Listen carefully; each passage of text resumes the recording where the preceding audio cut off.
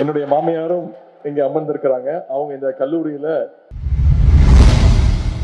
கலைஞர் நூற்றாண்டு விழாவை முன்னிட்டு கல்லூரி மாணவர்களுடன் பேசிய அமைச்சர் உதயநிதி ஸ்டாலின் தான் மாமியார் வீட்டிற்கு வந்திருக்கிறேன் என கலகலப்பாக பேசிய வீடியோ வெளியாகியுள்ளது.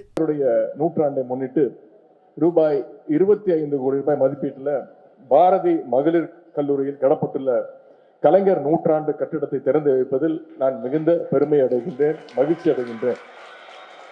உங்களை எல்லாம் சந்தித்து கலைஞருடைய பெயரில் கட்டிடத்தை திறந்து வைக்கின்ற வாய்ப்பை ஏற்படுத்தி கொடுத்த நம்முடைய மாண்புமிகு அமைச்சர் அண்ணன் பொன்முடி அண்ணன் அவர்களுக்கும் அண்ணன் சேகர்பாபு அண்ணன் அவர்களுக்கும் வந்திருக்கக்கூடிய மக்கள் பிரதிநிதிகள், சட்டமன்ற உறுப்பினர் அனைவருக்கும் என்னுடைய நன்றி நான் தெரிவித்துக் கொள்கின்றேன். இன்னும் சொல்ல போனா என்னுடைய மாமியார் வீட்டுக்கு வந்திருக்கிறேன்.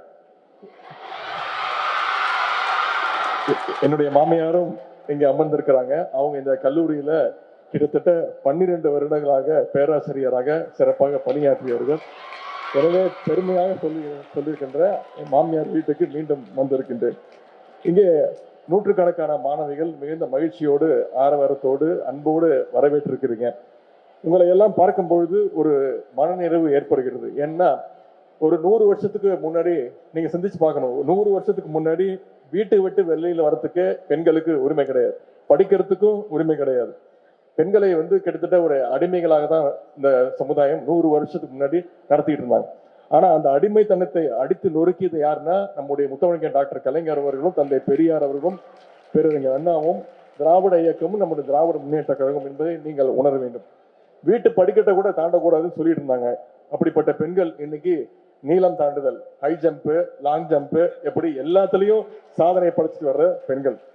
உங்களுடைய முன்னேற்றத்திற்காக நம்முடைய திராவிட மாடல் அரசு ஏராளமான திட்டங்களையும் தொடர்ந்து செயல்படுத்திட்டு வர்ற நம்முடைய மாண்பு முதலமைச்சர் அவர்கள். உங்களை எல்லாம் நாங்கள் வெறும் மாணவிகளாக பார்க்கவில்லை. நீங்கள் ஒவ்வொருவரும் நம்முடைய திராவிட மாடல் அரசுடைய புதுமை பெண்கள். செய்திகளை உள்ளது உள்ளபடி தெரிந்து கொள்ள ரெஃப்ளெக்ட் நியூஸை சப்ஸ்கிரைப் பண்ணுங்க.